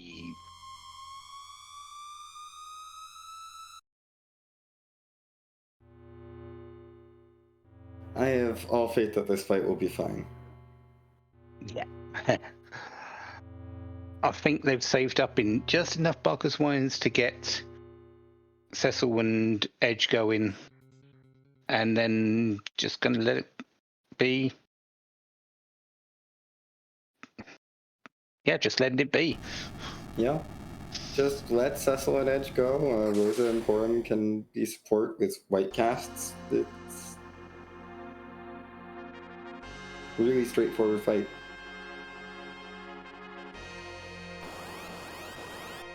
At least we have brought Edward to a Zemus fight today.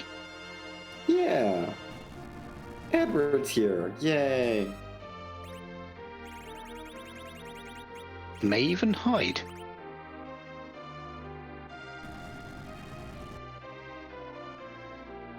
No, Scarlet, that's show. Yeah, Scala, that's the wrong command. We want hide.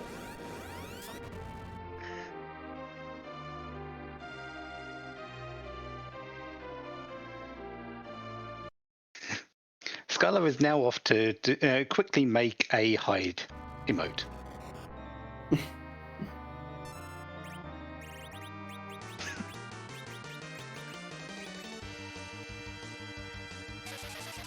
Meanwhile, Gambit is getting everything ready to go for the fight against Nismimus. Yeah. Here come the Nimsimus. berserks. Yeah, Cecil's angry. Edge is also pretty angry.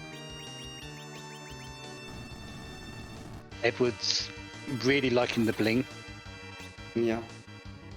I actually would have liked to see a Grimoire thrown there. Because there's nothing as satisfying as using a Grimoire to nerf a Big Bang. Especially when you roll Bahamut. It's real fun.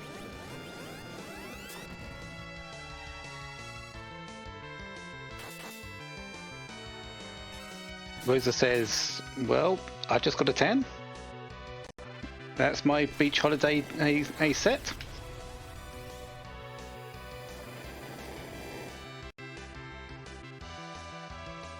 Edward is on the ground. No, everyone else is fine. Yeah, Gambit isn't. isn't really me taking this fully seriously. There's no whites coming out here. It's just letting Cecil and Edge do this fight on their own. Not needing any more than that. It's just just taking it easy. They're putting out enough damage to skip the second Big Bang, I think. Maybe not with that low of a damage roll from Cecil. But Gambit's going to heal up anyway, and that Cure 4 should be enough to protect them. Yeah. Only Porum is below the threshold for a Big Bang, a full power Big Bang to do enough damage. So, this is going to be fine. Porum also has mad dodging skills. Defense, and Porum is very good at dodging things, as we have learned in this tournament.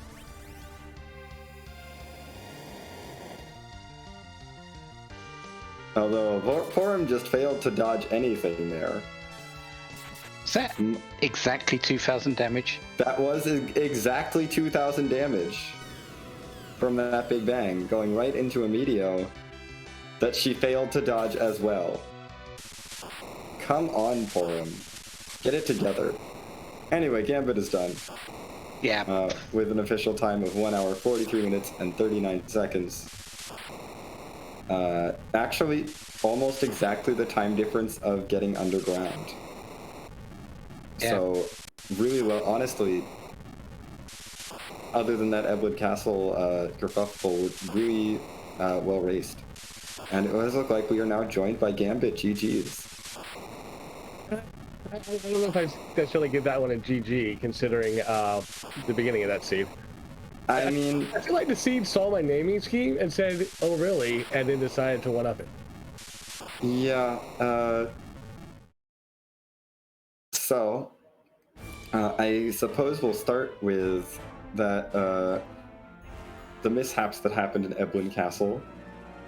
That was quite honestly the worst RNG I have ever had with those trap chests, and that got me so tilted. And I'm curious if anyone in chat happened to time exactly how much time I spent in there, because it feels like it was easily 20 minutes. I'm not sure, but as it turns out, when we were getting underground, you did get underground up Fabul defense completed over dipwood, but it was almost exactly 16 minutes behind.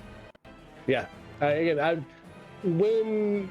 When I finished that, I was like, this is what's going to cost me the race. If I lose this race, it's this right here. And yeah, I am 90% sure that's probably where I lost the race, this one, which is, again, one of the reasons why early in the tournament I said I don't like doing the Eblan Castle play, because yes, while it pays out 99% of the time, it can be a waste of time. And in this one, it bodied me badly.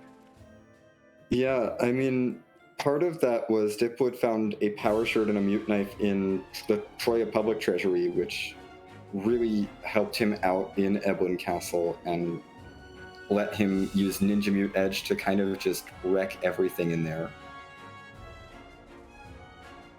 Yeah, you would have thought the Ninja Short would have been enough, but just it wasn't pushing. Yeah, Ninja damage. Short in the back row just wasn't quite enough.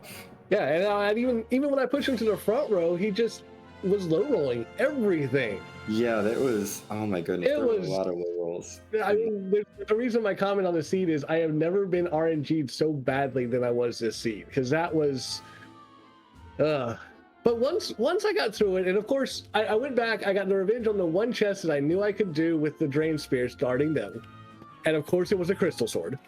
Of course.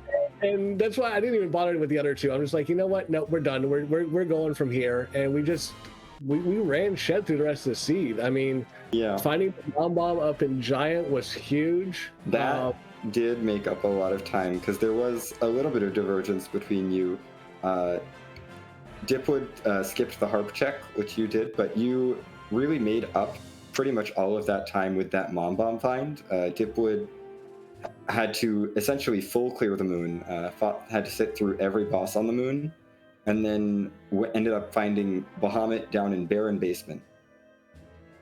Yeah, I saw the spoiler log showing Muhammad down there with the magma key, and I was just like, okay, well, that's how you got underground. but yeah, I was so happy to find out Mom, and my thought process was I felt so far behind. I felt behind from the 15-minute mark. That I was like, I'm gonna go do giant and hope for something on the giant. Mom was there. I was like, okay, that's great. Finished Mom, went ahead and did CPU because vanilla CPU is really not that hard with the party I had, and it was the rest of my grind. I didn't have to worry about grinding anything else. Little did I know, I had second grind waiting for me down in Masa. Which, ironically enough, my thought process originally on my naming scheme was going to be making some kind of joke about, please let there be Football Gauntlet at Masa. And lo and behold, it was there, which is fine. But it just, again, I saw it as soon as I saw the dot done while I was still working on Baigen, I knew what it cost me. And I was on the moon itself. I knew that Baron Key and Tower Key were the only two gating items I had yet to find. That basically blocked 3 bosses.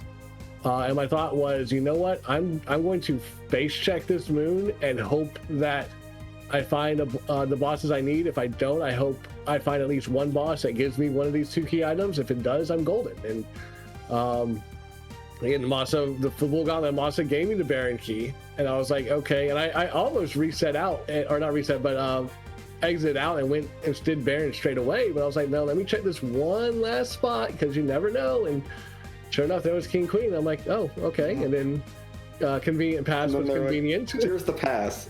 Don't check the rest of the moon. The rest of the moon is garbage. Yeah, that was interesting. That was a seed. A lot's going to come down to for the race tomorrow. Just eliminating that Eblan Castle check, or if I go in there, make sure I've got the power to get through it in one shot and not kerfuffle my way through it like I did today. But I still feel I put myself in a hole where I need to win 2 straight, but I still feel it's possible. Dipwood's a good runner. Definitely. But I feel like I'm on par, if not a little bit better than he is, and just got RNG today and got to make up for it tomorrow. This was definitely a situation of RNG not really working in your favor, though I will say the decisions you made absolutely made sense from that point on, and the efforts you made to come back for it. And some of them, like the Twin Heart, didn't pay off, but some of them, like the Giant play, absolutely did. And it ended up really being time neutral compared to Dipwood, other than that one early mistake. Yeah, I felt the routing. Again, I orphaned the Sparkle at Leviathan because at that point it was either D-Lunars, Ogo, or Wyvern. Yeah. And 2 of those 3 are not fun. It was D-Lunars, as it turns out. Oh, it would have been the easier of the 3. Yes. Okay. Wyvern, Dipwood sat through and peeked the Sparkle on Hobbs, and that was Wyvern. And then the beginning Sparkle was Ogo. Yeah, at Baigen. So that was D-Lunars, which Dipwood got through, and it had an Avenger, which was nice, but didn't really make that big of a time difference at that point. Yeah, with the Bacchus Wines, the Avenger, while nice, wouldn't really change anything. Probably was not worth the fight.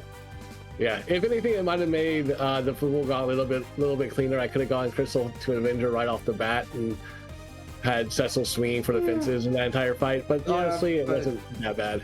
I mean, you do that once, and then Cecil stops getting the Crystal Sword damage in every other fight. Yeah, but orphaning that and orphaning top of tower. Odin there. When I first came down, I saw Odin up there, and I was like, that's a very doable fight. But it was, I was feeling so far behind. I'm like, I do not want to climb this tower unless I absolutely positively have to. Oh, you missed out on getting a Spoon Word, though. Oh, it would have been a spoon? Oh, that could have changed. It would have been a vanilla tower key into a spoon. But yes. That would have been awkward. But that is the chain there. There was no boss at the Super Cannon room, obviously. It was like dolls or something that you didn't need. Actually, I'm kind of glad that Harp wasn't required, especially when I accidentally let Edward get levels there. Yeah. And as soon as I saw that was not a key item at all, that was the fastest reset I think I've ever done for that. I was like, nope, bye. No, we don't need that mute knife. Goodbye. Like, oh, yeah. And then my thought process also was, that mutant knife, had I gone, because we got Twin Harp early. I think it was like the second thing I got. Yeah, it was Ordeals. That could have been, if I gone there before doing Eblan, things could have been different. Yeah, I mean, there was another one chilling in the public treasury too. Yeah, granted, the Magus Sisters there at that lower level would have been interesting to say the least. But again, definitely could have been a doable fight. Could have been something that could have changed the tide. But all in all, my routing I think was as good as I could make it, considering all the issues I had in Eblan. And if I can have that clean of routing without the issues, I feel I got a good chance tomorrow to force a game 3 and kind of go from there. Absolutely. Well, best of luck with the rest of this series. And Poydrak, unless you have any questions you'd like to ask Gambit. Sorry, wait, sorry. I was just asking if you had any questions. Oh, no, you're fine. Okay. Or Gambit, if you have any final thoughts before we let you go, because it is getting late for some of us. I just want to thank Scala for this wonderful seed. It was all kind of fun, with the exception of Eblan. Poydrak, you and Xenocat for doing commentating, Dubword for doing tracking. Again, the Restream team for Free Enterprise is one of the best around, and without you guys doing all the back end stuff, it's it would just be like a picture on a screen. So thanks to you guys for taking time out of your day doing all this. I will see everybody tomorrow at 6 o'clock Eastern on a channel to be named later for game 2 of this match, and hopefully I can squeeze out a win and force a game 3 on Sunday. Yep. GG's once again, and looking forward to your race tomorrow. All right. Oh, right here on this channel. Woo-hoo. I'm getting word at 6 p.m. Eastern, I believe. Yep, so 6 Eastern, 3 Pacific. 2 hours earlier than this race started. But yeah. All right, have a good night, everybody. Have a good night. It does look like that will do it for our stream here on this channel tonight, but we are not done with Free Enterprise yet for the evening. We are headed over to Pyre versus Dekar in the Red Moon Waning. I believe we are in the semifinals now of the Red Moon Waning bracket on Free Enterprise 3. As a reminder, do not spoil the results of this race. You will get the bonk. We have newspapers and we are not afraid to use them. And shout outs to our races tomorrow. We have Solaris versus Rex Banner at 5 p.m. Eastern on RPG Limit Break. Dipwood versus Gambit Game 2 right here on FE at 6 p.m. Eastern. And Pyre versus Dekar, Pyre and Dekar running again at 9 p.m. Eastern right here as well. So look forward to those games tomorrow, and that'll do it for us tonight. This is Xenocat, wishing you all to have a very good night. And I'm sleepy. I'll see you all again soon.